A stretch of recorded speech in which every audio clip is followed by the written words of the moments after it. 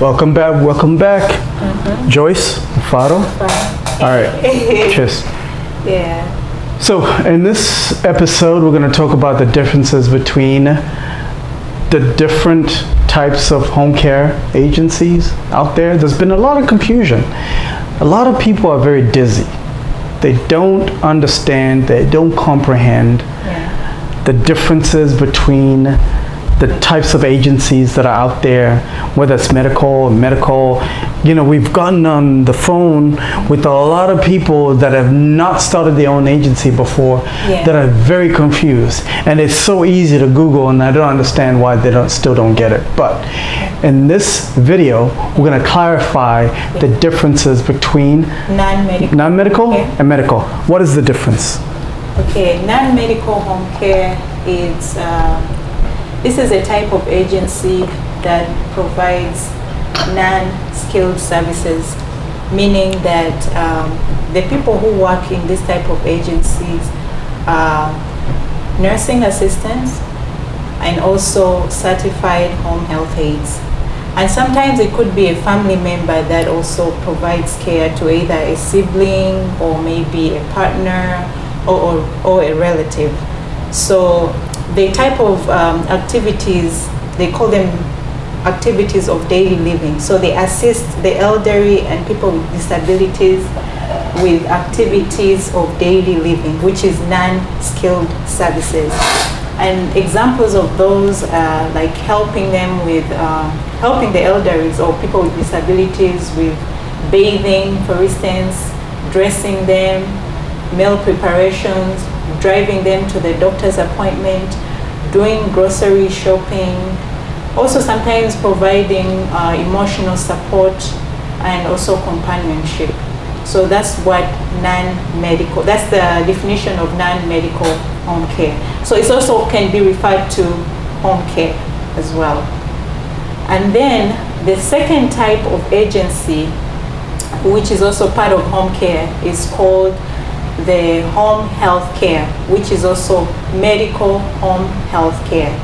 This is a type of agency where you have medical professions such as nurses, you have speech therapists, you have physical therapists, and they provide nursing skills to clients like who have, you know, who are going through, maybe they had an accident, you know, serious injuries, or they have a serious illness, so they come into their homes to, you know, assist them with, you know, taking care of them. For instance, somebody got an accident and they have a wound, so they will do wound care. And sometimes they also have a physician that comes in to check their status of their health. So that's the difference between non-medical home care or medical home care or home health care. Very clear difference, you see. So we recommend people to start a non-medical agency. And here's the reason why we recommend people to start that. It's much easier for you to start a non-medical agency because it's easier for you to get the staff for that agency. Right. Now, with the medical agency, and it's cheaper too. And it's cheaper too. It's more affordable. Yes. Now, with the more specialized medical agency that you just described, where you need specialists, nurses. Yeah, registered nurses. All that. Yes, you need physical therapists. It's going to be much harder for you to get a physical therapist, a nurse, to come work for your agency when they can go just down the road and get a nice cushy paying job at the local hospital. Right. Why should they work for your agency? You better be bringing much more money to the table, so you can afford them. Right, and much more, a much better work environment, and many more benefits than the local hospital down the street can provide. If you cannot provide, if your agency cannot provide those benefits and that salary level for those specialists to come work for you, why should they come to work for you? I mean, it's so night and day obvious that the non-medical is where you should be, because when you look at the non-medical, it means you're hiring people who are not specialists. They're not specialists. They're not specialists. Yeah. And non-specialists are in abundance. There are plenty of people who are not specialists. Yes. All you have to do is put them through the training program. Or they can go through their own training. Right. Make sure that you go to schools that are really doing that. Doing that, right. Doing the home health aid, for Correct. instance, or nursing assistant. Right. That's where you can hire, by posting up, of course, job ads or whatever in the schools. Absolutely. Yeah, that's one way of getting them as well. Absolutely. Yeah, so it's only limited to what they call non-skilled services. Correct. Like as I explained, their job is to provide activities of daily living. And getting those types of people, getting those kind of caregivers is very easy. Yes. And also you as an agency owner, this has been a lot of confusion. And okay, I got frustrated. Let me make this point, and I'll let you make the point. I got really frustrated when I saw one person a few months back saying, "Oh, why would registered nurses or specialists why should they start their own agency and then work for peanuts?" No, that's not the point. The point of starting an agency is to hire other people to do all the work for you while you're sitting at home in nice air conditioning and collecting the money and being the boss, right or wrong. no, it's true. And avoiding those 12-hour shifts at that. You know what I'm talking about. Like you can still you can still be working as a registered nurse. Yes, you can. And then but still own an agency as well. Correct. Yeah. So if you really like the job that you have at your hospital. So this is going to be like a incremental. Incremental income. Yes. Incremental income. Right. So you could run that agency part-time and you employ, let's say, 4 caregivers in your zip code that go out to the field, in the city, that go out to the field and do all those services, and you collecting some of that money. You collecting the money directly from the client, and all you're doing is sending those caregivers out, right? So you can do both, like she said. Yeah. You can either keep your day job and do those crazy 12-hour shifts, or you can just decide, look, I'm tired of this 12-hour shift business. I hate my coworkers. They're miserable. I hate them, and I just want to retire. And the agency is going to allow for you to do that. Now, that's right. There's another thing that a lot of people do not understand about this type of business, starting an agency. You can run this agency 100% remote. There's been a lot of confusion, and it's really frustrating when I see people not getting it. Now, there's going to be 1 or 2 that are going to get it, right? Yeah. The rest it's going to go over their head, right? They're slow, right? And it's okay. It's okay, right? I'm not trying to insult you. Nothing wrong with that. Yeah, nothing wrong with that, right? If you're slow, it's okay. The fact that you're watching this, it means that you're looking to learn, right? You're looking to learn, you're looking to better yourself. You're looking to learn, you're looking to better yourself. Okay, so let's break it down how you can run this agency remotely. There's a bunch of software, some of which you know, some of which you don't know. And it's our job for us to let you know which software you should know, right? To help you leverage your time while you're working in your agency. So, you could be the type of person that says, look, I'm tired of, and a lot of people are doing this, by the way, and this is a path that we are gonna do eventually, and if you follow our journey in the next couple of months, or next couple of years, hopefully, you will get to see us transition into this new lifestyle, but it goes like this. You can set up the basic infrastructure of your agency right here in whatever city in America, whatever city you're in, and then live in a completely different country if you want to. As long as you have the right systems and processes in your agency, you can run your agency in Honduras, in Jamaica, in Mexico, where the cost of living is way more affordable than it is in America, right? So the person comes in, Good. people will ask themselves, so how are you going to be able to monitor your employees or your caregivers? It's very simple. In the same way that a lot of companies like Google, Twitter are monitoring their employees while they're working from home, right?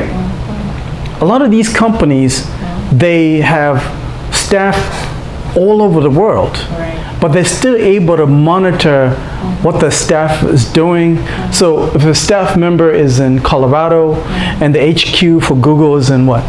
Is in California. All they need is software like a Slack where they chat. They have Zoom, right? They can do Zoom calls. Right. Additionally, there's software that allows for you to track your caregivers where they are during their shift, right? So you could say that you could give a caregiver their shift and say, hey, look, caregiver so-and-so, let's say caregiver's name is Joyce, right, Joyce? You tell them, okay, cool. Your shift is gonna be between 9 a.m. and 9 p.m. on Thursday. Right. And you give them a heads up, obviously. You tell them, look, I need you to be at this client's location between 9 a.m. and 9 p.m. and deliver the service. Right?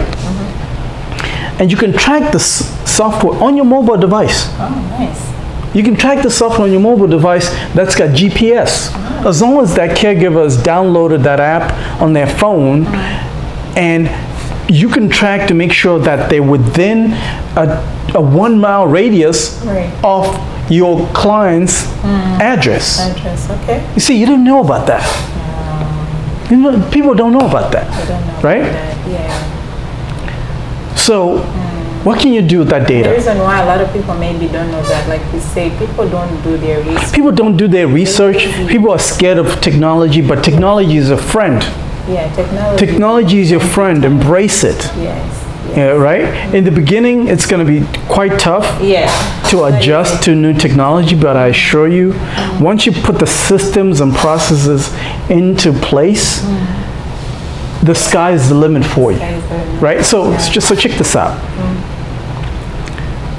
We're in Atlanta right now, right?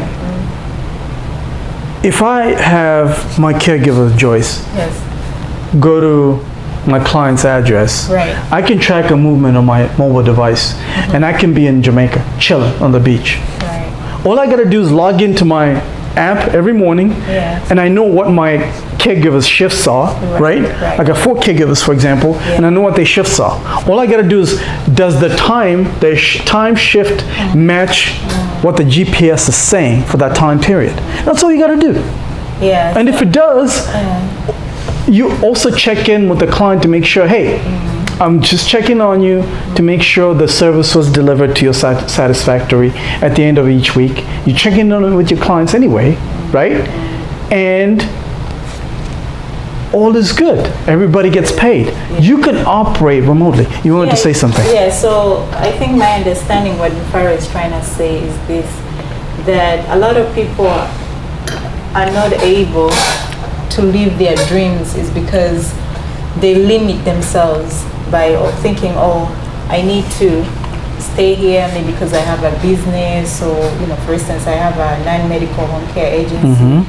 I can't even have vacation. I have to just stick to, you know, one place. But it's possible to have a vacation, maybe even a 1-month vacation somewhere in Jamaica. And then there's also this thing going on of returnees going back to Africa.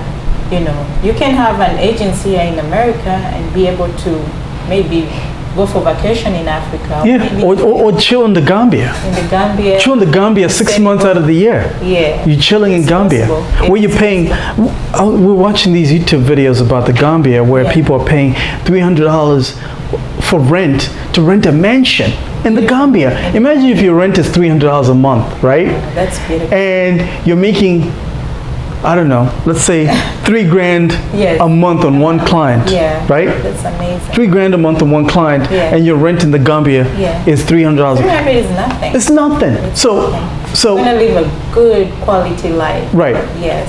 And the other thing that I forgot to mention, why we recommend non-medical agencies, is simply because you don't have to deal with the BS of the government. You don't want to be dealing with them. Government bureaucracy, I see, because I'm part of a lot of Facebook groups Right. about, this home care business, and I see a lot of people talking about, what are they talking? What is the billing code for this state? What who cares? By the time that you figure that out, the government is going to send you that check. The government is broke anyway. It may take. The government is broke anyway, right? Yeah. By the time they pay you, it's going to be 3 months from now when they figure that themselves out. And then that's also, it's just an observation. Like when you're dealing with like he says, when you're dealing with the government, there might be a delay for the paying. Yeah. And when your caregivers are not paid on time, you're likely to lose your caregivers as well. Oh yeah, you're going to lose them. If you're not collecting that money from the government, if it's not coming on time, those caregivers are going to bounce. They're going to leave Because you. you have people who have that job that's the only job. That's the only job. So they need to have a steady income. Yes. And they're not going to stay loyal to you, my friend. Yes, They won't. They won't. Because you're not bringing in that money. Right. Now, with private pay, with non-medical, you can just do private pay. Yeah, that's the best way to go. Private pay. Private. Which means that you collect your money up front. Yes. So, but also to be on a safer side, Sure. like for instance, if you want to take a vacation somewhere in the Caribbean, that's just me. I Sure. would rather have like a project leader or somebody who will handle things for me Of when course. I'm not there. I think that's the best way to Of go course, about of it. course. Yeah. So this is what we talk about in our course that we've created. It's a 90-day course. Click on the link below. You're going to preview it. Do a free preview. Check it out. Yeah, But there's also a book that I'm writing that is going to have more details. more detail about what we're talking about. What we're talking about. But essentially, what this is we teach you how to start and or grow your agency. That's right. A profitable agency. Profitable agency. Right. And what does that look like? It means that we'll help you set up these systems and processes that she talked about that says, if you want to make your money here while you're living in Jamaica, 6 months out of a year, we're going to show you how to set up all these processes and procedures into place whereby you're just the boss. You're just the boss that collects the money, that monitors to make sure everybody's doing their job, and you have a manager that is putting people in check. For those that, like I mentioned, there's a good number of people who are moving to Africa. Right. African Americans that are moving to Africa, and they have all been asking. I've been reading people's comments, and people are asking about the business opportunities. In Africa, or what can they do in Africa? So if you're interested in starting a non-medical home care agency, you can start that and be able maybe to live in Africa 6 months and then live 6 months in the US. Absolutely. Yeah. And leverage people, because a lot of people that have started their own agency understand the benefits of leveraging other people, other experts to do the work for you. Right. And they're going to be those slow ones. It's real. We're not here to sugarcoat anything, by the way. This is not a sugarcoating channel. Right? It's gonna get real in here.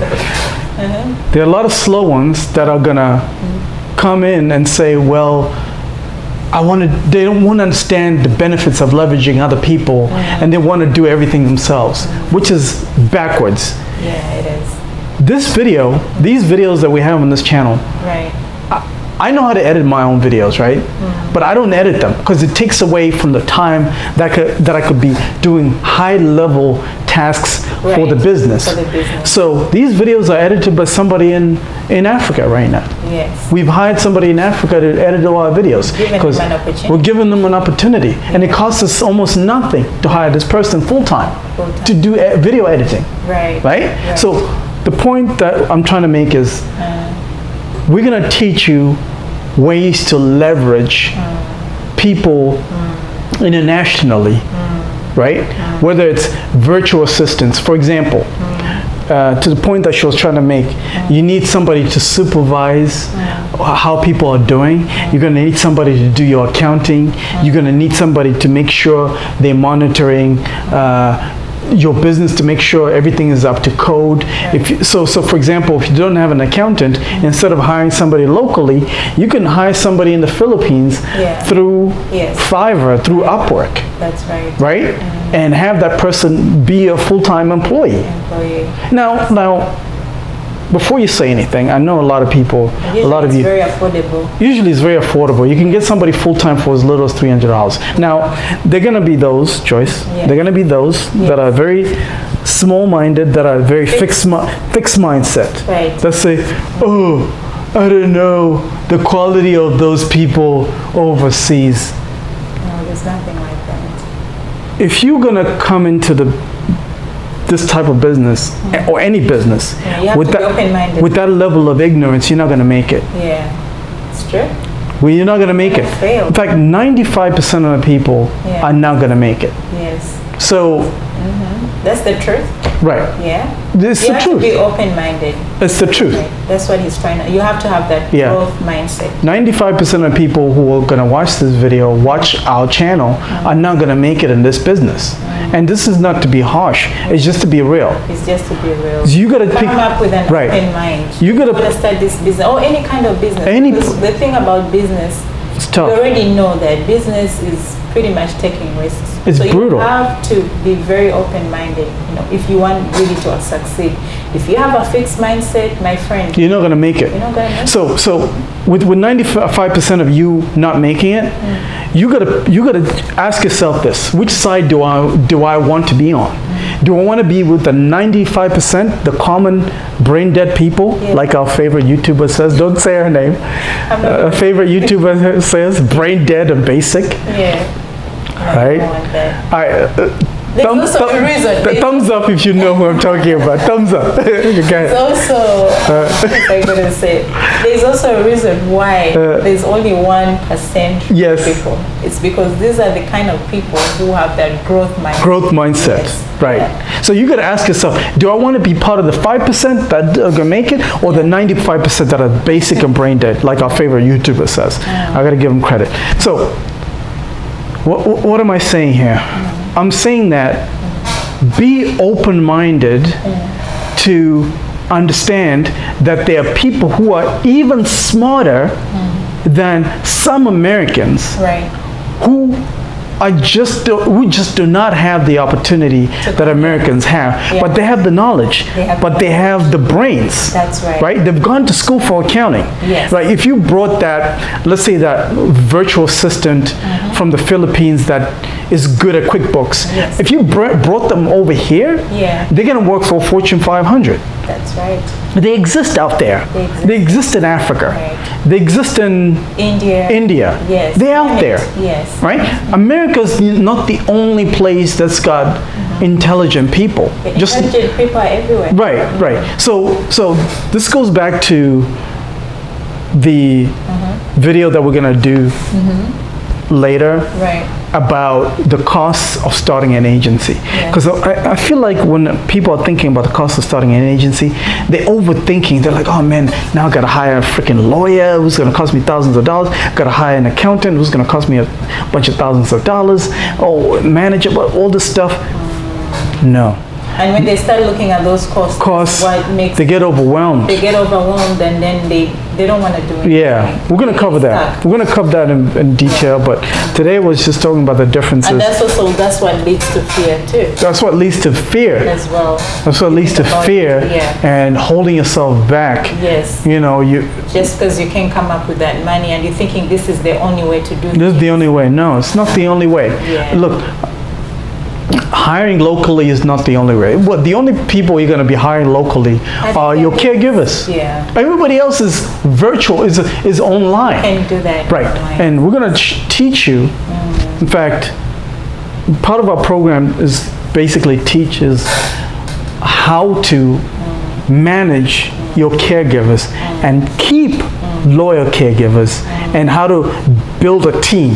What does building a team mean? It just doesn't mean hiring caregivers, right? It means you need an army of people. That person who's going to manage your website, that person who's going to manage your ads, right? Your Google ads, Yes, right? somebody who's going to manage your payroll. And Yeah, somebody's going to manage your payroll. Well, you shouldn't be doing everything. You shouldn't. You need to be sitting in the beach in Jamaica. I know I keep saying Jamaica. Yeah, you should be just the supervisor. You're just the boss. Yeah. Listen, name one big business person. Michael. Bill Gates, maybe? Bill Gates. Yeah. Bill Gates Oprah. is... Oprah, thank you. Yeah. Let's use Oprah. Yeah. I know Oprah is not really popular with a lot of people right now, but let's just use her as an example. One of the richest Right. women, you know. Oprah has set up her business processes and procedures in her business that she doesn't have to do day-to-day stuff like accounting or monitoring how much money is coming in. Well, maybe the only thing that she monitors how much money is going out, how much money is coming in. Yes. And efficiencies. That's all she monitors. Yes. But everything else is done by other people. She only focuses on the high end. The high end. Like what she does, the talk show and stuff. Yeah, like the high value stuff. Yeah. You know? So there you have it. I hope you got some value from this video. And this is the difference between medical and non-medical agency. I know we went on a rant, but this is just a glimpse of what's coming. All right, peace out. Cheers. Cheers.